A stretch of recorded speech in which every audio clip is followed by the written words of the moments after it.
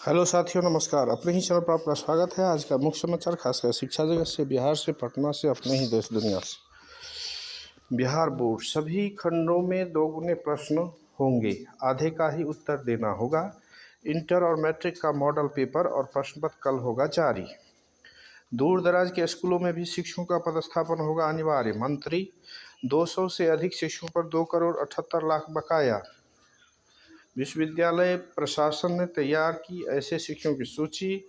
इनमें कई वर्तमान प्राचार्य और पूर्व विभागाध्यक्ष भी हैं शामिल।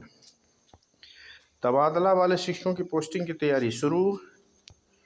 ई शिक्षा कोष पर चेहरे से हाजिरी बनाने का विकल्प जुड़ा।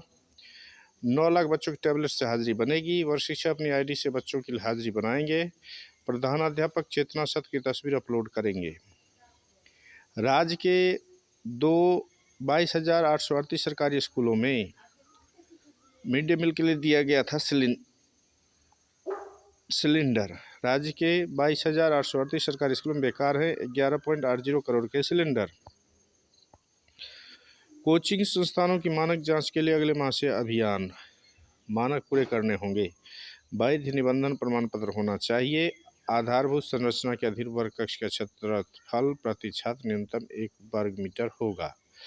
वर्ग कक्ष में प्रवेश व निकास अवरुद्ध मुक्त होना चाहिए। बिल्डिंग बायोलॉजी का अनुपात सुनिश्चित होना चाहिए। अग्नि सुरक्षा के मानकों का अनुपालन सुनिश्चित होना चाहिए।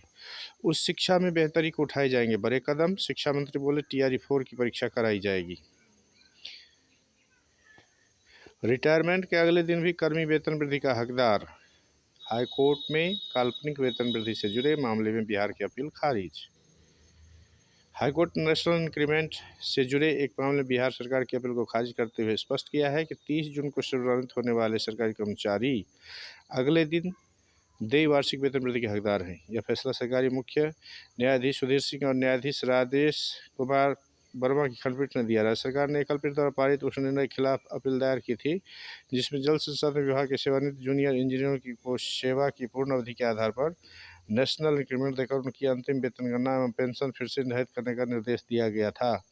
सरकार की ओर से दलील दी गई थी कि 30 जून को सेवानिवृत्त कर्मचारी 1 जुलाई को सेवा में नहीं रहते, इसलिए इस नियमानुसार वेतन वृद्धि की पात्र नहीं है। खंडपीठ ने सुप्रीम कोर्ट के निर्णय का हवाला देते हुए कहा, किसी कर्मचारी द्वारा 1 वर्ष की संतोषजनक सेवा पूर्ण करने के बाद केवल तकनीकी तिथि के आधार पर वृद्धि से वंचित करना अनुच्छेद 14 का उल्लंघन होगा। इसके परिणामस्वरूप खंडपीठ ने राज्य सरकार की अपील खारिज कर दी। कोचिंग संस्थानों की मानक जांच के लिए अगले माह से अभियान। साइबर सुरक्षा के लिए फोन में संचार साथी अनिवार्य। 10 नवंबर को विभाग ने जारी किया था आदेश। 50 लाख डाउनलोड हुए।